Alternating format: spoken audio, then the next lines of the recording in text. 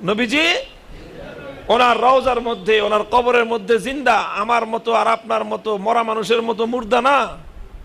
নবীজির কবর যদি এখন খনন করা হয়, খোদার কসম খেয়ে বলে আমার নবীর দেহ ওইভাবে আছে যেইভাবে 1400 বছর আগে নবীজিকে মাটির মধ্যে রাখা হয়েছিল।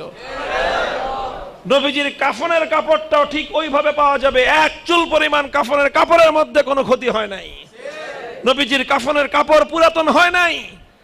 আল্লাহ পাক রব্বুল আলামিন এই মাটির সমস্ত পোকা মাকড়ের জন্য আমার নবীর দেহ খাওয়াকে হারাম করে দিয়েছেন।